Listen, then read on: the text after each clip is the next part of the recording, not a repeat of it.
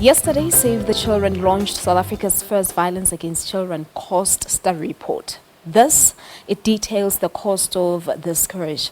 This release will form part of the 16 days of Activisim, which starts tomorrow. To unpack to us this report, we're joined by Dr. Celia Hsiao, who is the research manager from Save the Children. Dr. Hsiao, good morning to you and welcome to Morning Live. Thank you so much, Palesa.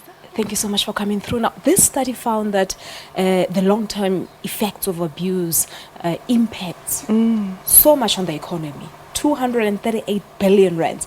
That's the cost of abuse on children specifically. It's quite a huge number. Yes, absolutely, Palesa. It's a tremendous number, and we almost need to pause to sort of take that in. What does 238 billion rands mean?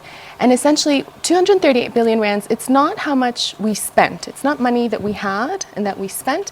Rather, it's actually money that we lost due to children experiencing abuse, various types of abuse, and losing out in the ability to reach their full potential in life. So we see decreases in wages, etc. And as a result, this is 238 billion rands that the economy has lost because children were not able to reach their full potential. Yeah. And it can actually be more because you do get cases of abuse that are not reported or documented.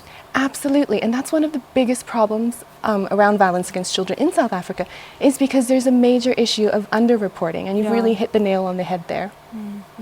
But at the same time, obviously now this report shows that something must be done urgently to make sure that the situation changes for the better. Absolutely, something must be done urgently. And one of the things that's quite scary is we almost feel like we've become numb to violence against children. It's not that people don't care, but we're bombarded constantly in the news. I mean, page 7 of the news, often you'll see an issue on violence against children, but it's become quite normalized and accepted. And so something absolutely must be done. And as a society, we really have to take findings such as these and other stories and really say enough is enough. Yeah, but what exactly should be done? I mean, we do have campaigns like the 16 days of activism starting tomorrow. Yes. Is it really not enough? It's not enough. I think, first of all, it's really good that we have every year South Africa is committed to a 16 days of activism. So that's fantastic. But it's really not enough. It needs to be 365 days until this issue ends. So as a population and as a society, we have to stand up and all be aware. People who have been victims of violence really need to speak out and say, this is my story, this is what happened, this is what we can do. Corporates, the private sector, for example, need to come to the party and really pitch in and play their role. Government, for example, also, we all have to get together as a whole and address this issue, not in our different little silos. And what is Save the Children doing? I know that this report was basically launched, or the results at the launch of your 5-year priority campaign that actually aims to end this violence against children. Absolutely, and thanks for bringing that up, Palesa. So we're actually launching our 5-year campaign tomorrow. So we're taking 16 days of activism beyond 16 days into 5 years because we believe it's a 365-day issue. And 5 years probably isn't even enough. It's probably just the beginning. And throughout this campaign, one of our biggest goals is we just want to raise awareness. We want to say enough is enough, but we really, really want South Africans like you, like me, anybody on the street to say, I want to speak out about violence against children. I had experiences of violence against when I was a child, and this is what's happened, and this is my story, and that's one of our biggest goals. Yeah, and you still get situations whereby parents themselves, they turn a blind eye on cases of their children being abused as well, which is quite a huge problem. Absolutely, and that goes back to our earlier discussion about how we've accepted it. It's become a norm. It's something that's okay, but it's not okay. The damage that it does to children, science shows it actually affects the child's brain chemistry, the way their brain develops and the way the neurons in the brain makes connections, etc. And it has profound impacts on their ability to learn, and that on attention and memory. That, of course, impacts into school and education. It has impact on their social, emotional, and behavioral development. Children can become much more aggressive because they're constantly stressed out and they're constantly waiting for that next beating or waiting for that next aggressive behavior towards them. And so if parents can become aware of the damage that it does to children, and we can talk, and here it's even children during pregnancy, before children are even born. The damage can become there if you are very aggressive, etc. And so if parents can become aware of that, then hopefully they will realize, gosh, I really need to pay attention to this, and I need to report it, and most of all, I need to end it. Yeah, I just want to go back to the study. You know, I would just want you to talk to us about as to how the report was compiled. I mean, we've mentioned one important aspect, that you do get cases that go unreported and documented, but your findings, what specifically were they based on? So the findings was actually a secondary analysis. What it meant was the researchers, so it was actually a group of experts from Professor Kathy Ward from UCT, Professor Xiangming Feng, who's from Georgia State University in the US, and Professor Deborah Fry from Edinburgh University. And what they did was they looked at all of the scientific literature that was available in South Africa.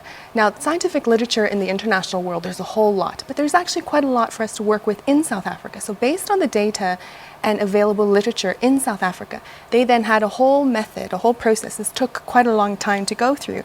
And what they did was they looked at several different things to get to the 238 billion rands. One of the things they looked at was, how does experiences of violence during childhood impact a person's quality of their life? So it reduces, actually, if you experience a certain type of violence, the number of healthy and functional years that you have in your life is actually decreased. For example, due to hospitalization, amount of time that you spent out of school, you're not able to become a fully contributing member of society because of your experience of mental health, etc. So they were able to tabulate how many healthy years did we lose last year due to violence against children, and that can be converted to a monetary amount.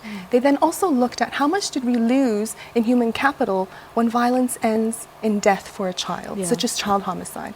They also looked at loss in productivity. So we know, for example, the study found that an individual who experienced physical violence as a child earns on average 11.1% less a month. A person who experienced a person who experienced emotional violence as a child earns about 7.2% less as an adult. And so when they take all of these into account, plus the one thing that they did look at, money that we actually spent, was child welfare cost. That was the only number that was available. When you add all of these factors together, you get the 238. And keep in mind, these are only 4 things that I've mentioned. And so it could be a lot more than what the report entails. Absolutely. Yeah, but obviously we've mentioned that something urgent must be done. What should be done? There's a lot that can be done. So if we start with government, and it's the first thing to say is the responsibility is not just with one person or one sector. It is the whole society's responsibility. And there's different sectors in play here. You have government.